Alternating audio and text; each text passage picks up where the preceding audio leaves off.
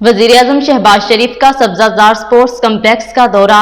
इस मौका पर वज़ीर-ए-आला पंजाब मोहसिन नकवी और नायब सदर मुस्लिम लीग नून पंजाब राना मशहूद अहमद खान भी उनके हमरा थे। वज़ीर-ए-आज़म ने दौरे के दौरान स्पोर्ट्स कम्प्लेक्स में दी जाने वाली मुख्तलिफ सहूलियात का जायजा लिया। वज़ीर-ए-आज़म ने आवाम के लिए खेलों की मियारी सहूलियात पर इत्मीनान का इजहार किया। वज़ीर-ए-आज़म ने बिलखुसूस खवातीन के लिए खेलों के अलहदा इंतजामात पर इंतजामिया की तारीफ की। से अपना ये वादा है मेरे वतन, तुझसे तेरे अंधेरे मिटाएंगे हम। पाक खूने शहीदा की हमको कसम, पाक खूने शहीदा की हमको कसम। फूल हर सू अमन के खिलाएंगे हम झुके ना कभी जुल्म के सामने।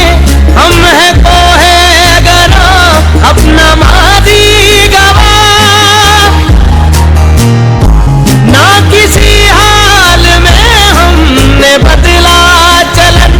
वो हुई हम पे है जुल्म की इंतहा, अपना मादी गवाह। फिर हुआ शोर के मुल्क खतरे में है, खतरे में है तो बचाएंगे हम। तुमसे अपना ये वादा है मेरे वतन, तुझसे तेरे अंधेरे मिटाएंगे हम। कायदे आज़म की ज़ेरे क़यादत चला, ना रुकेगा कभी अपना ये काफ़िला। आँच आने ना देंगे कभी तुझ पे हम, जान देकर भी लेंगे। ये शहबाज शरीफ साहब का विजन है कि आज टर्की, चाइना, ईरान, आप अपने हमसाया ममालिक से लेके दुनिया का हर मुल्क, हमारा भाई सऊदी अरब आज पाकिस्तान के साथ खड़ा है। और ये मोहब्बत है इन मुल्कों की मियां नवाज शरीफ और शहबाज शरीफ साहब के साथ, मियां शहबाज शरीफ के विजन के साथ। और ये विजन ऐसे नहीं आ जाता।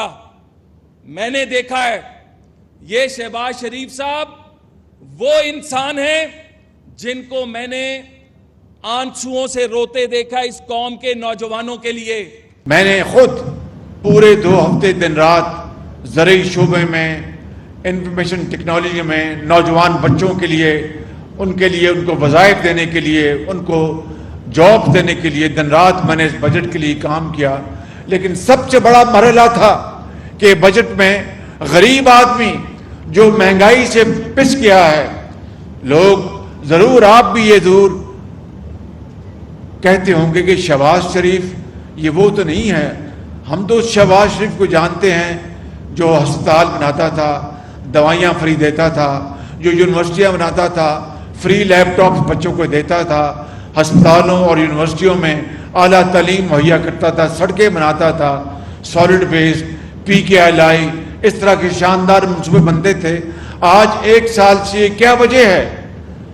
मैं आपको आज ये बताना चाहता हूँ कि जब अप्रैल 2022 में हमने इक़्तिदार का ये जिम्मेदारी संभाली तो उस वक़्त IMF से पिछली हुकूमत के मुआहदे को उस हुकूमत ने तोड़ दिया। फिर उसके बाद आपने देखा कि दुनिया में महंगाई का एक अरूज था, तेल की कीमतें आसमानों पर जा पहुंची क्योंकि यूक्रेन में जंग शुरू हो गई, खाद महंगी हो गई, तेल महंगा हो गया।